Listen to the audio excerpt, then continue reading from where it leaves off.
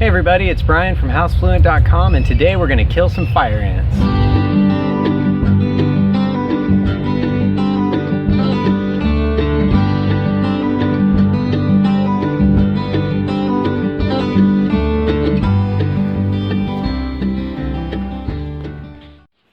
This is everything we're going to use in our ant killing recipe today. So some of this on the right we are going to use to make something called compost tea, which is the first ingredient in our ant killer. And so for the compost tea we're going to need something called liquid seaweed. We're going to need plain old unsulfured molasses, and you're going to need a fish tank aerator pump. And this is just the cheap kind with the stone in it. I think this was about $10 on Amazon. And then something to hold it in. So this container here is one that used to hold something called Garrett juice, and that's a recipe that was created by a local horticulturist here called Howard Garrett, and I'm using his recipe actually for the compost tea, and we'll post that in the description. Then these two ingredients over here along with the compost tea are what we're going to actually put in the ant killer. So this is orange oil, and it contains something called D-limonene, and that's actually what does the killing for the ants.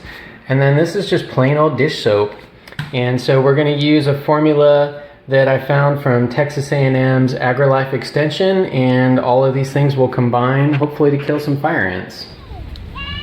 The first ingredient in our ant killer is something called compost tea, and you can Google that and find a billion recipes online. I'll post the recipe we're using in the description, but basically it is a quart of compost. This is compost that we made ourselves.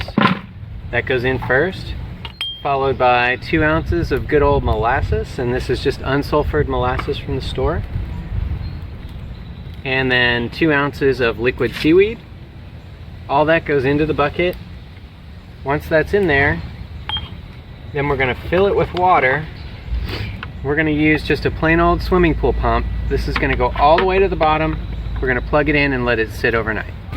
Now this is what our compost tea looks like now that we have it all mixed together. And all we're going to do is take our fish tank pump and we're going to put it all the way at the bottom of the bucket. You want it to go all the way down to the bottom, and you can see it bubbling nicely. It is important that you have the fish tank pump above the bucket. That way, just in case something goes wrong, you don't have the compost tea going back into the pump.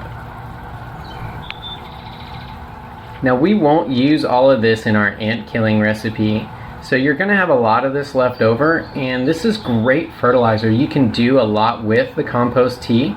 I just put mine in a sprayer and I spray it on my plants and on my lawn, and it really does fertilize really well. But it's very versatile. There's a lot of things you can do with it, and so it's kind of a handy thing to have around. Now that we have our compost tea, we're ready to make the mixture that we're going to use to kill the ants. So this is a mixture that Texas A&M came up with, and it supposedly works really well. So this is the compost tea. This is 6 ounces of it.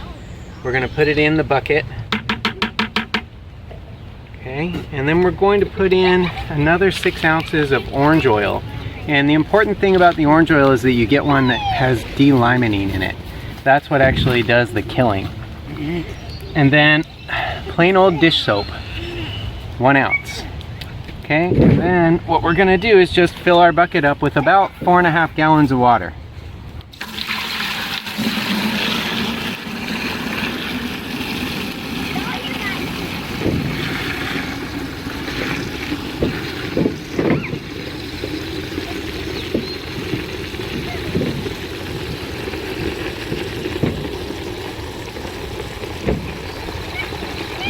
Okay, and that's it. Now we're ready to go kill some ants.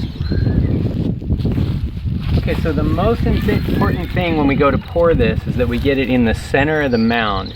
So we want to do a gentle pour, and then we'll sort of top off the mound, and I'll show you how that works. So nice and easy, right down the middle. It's going to break the crust, and we want it to go all the way down and get the queen.